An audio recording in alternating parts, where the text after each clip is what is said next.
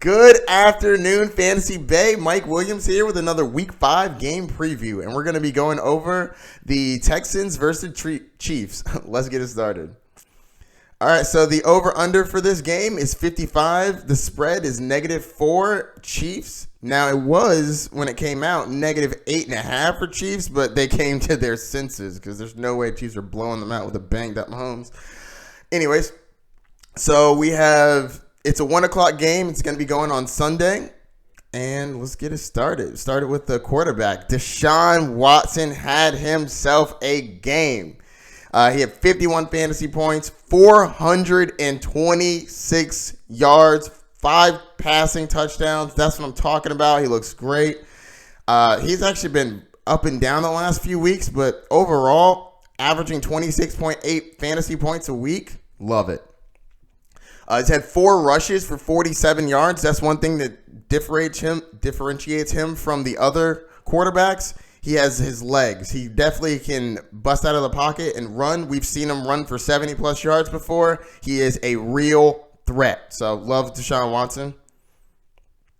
DeAndre Hopkins has not been having a great year so far. The last 4 games, he's averaging 10.8 points. This game, he had a pretty decent game. 15 fantasy points. He had 7 receptions out of 8 targets. He had 88 yards. No touchdowns here, but he still played well. I like that. I like Fuller, and I think Fuller's going to have a good game, but I think they're going to make a cognitive effort to try to get DeAndre Hopkins involved in this game plan. I see a lot of points going this way, and I think he actually gets a touchdown this week. Will Fuller, my man, my daily stacker. He's been playing great. Well, not recently, but the most recent game he played, amazing.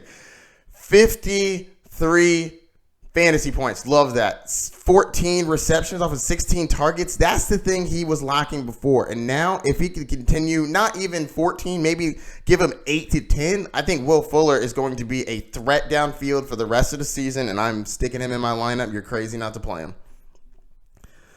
One thing I do want to bring up is his fantasy points might not have been great to start the season. The last 3 games, starting with week 2, 8 points, then 10 points, and 5 points. But one thing I want you to look out for when you're looking and doing fantasy football analysis, follow the targets. He had 7 targets week 2, 7 targets week 3, and 6 targets week 4. If he was a possession receiver, that'd be pretty decent. But because he's a burner that gets you downfield targets, those targets are more valuable when they actually happen. For example, like if you get a couple catches, yeah, that's a point per. But the bombs that he gets are very valuable. So if they're going to increase his targets, I think that he's going to be a great play moving forward. Let's go down to the running backs. We got Carlos Hyde, who had a pretty decent game, 12 fantasy points.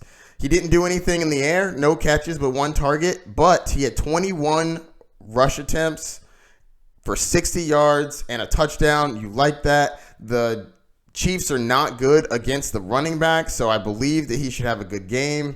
I don't think he has a great game, but good game for him. Duke Johnson, he's really been a disappointment this year. I'm not even going to get into him. Darren Waller had an okay game for a tight end. 7 points, didn't kill you, but you're not sitting him. He's amazing. Well, Darren Waller. What am I talking about Darren Waller for? Goof. I'm not starting their tight ends. Their tight ends are very fluky, and it can go between 2 people, so I'm not really messing with their tight ends unless I need a flyer. Kicker, and then no one plays the defense against the Chiefs because you're not crazy people. All right, let's go to the Chiefs now. Patrick Mahomes shows that he is human. 2 non-great fantasy games. Oh my goodness, he's going downhill. What are we going to do with him? You're going to play him. He's Patrick Mahomes. He is still where my homies. He's still that guy. Got a little banged up. Ankle's a little messed up, but I believe he's still going to play. Even a non-moving, non-running Patrick Mahomes, I believe, should have a decent game in this. I still believe it's going to be high scoring, so you're going to play Patrick Mahomes. Let's be real. Let's be honest. We have Tyreek Hill may or may not play. If he plays, you have to play him. Tyreek Hill is one of the fastest people in the NFL, and he's shown that he is a threat even if he gets 5 targets. 3 of them can be for touchdowns for all we know. He's amazing. So if he plays, you start him. Sammy Watkins, man, what a disappointment after week 1. That giant week 1. Everybody thinks that Sammy Watkins is going to come out, and that's just who he's going to be now that Tyreek Hill's down. No. 10 points, 11 points, 7 points, 0 points because he got injured. I'm not going to blame him for the injury, but that does come with Sammy Watkins. That definitely comes with Sammy Watkins. And to be honest with you, the other 3 wide receivers, if Sammy Watkins is out, it's really a roulette.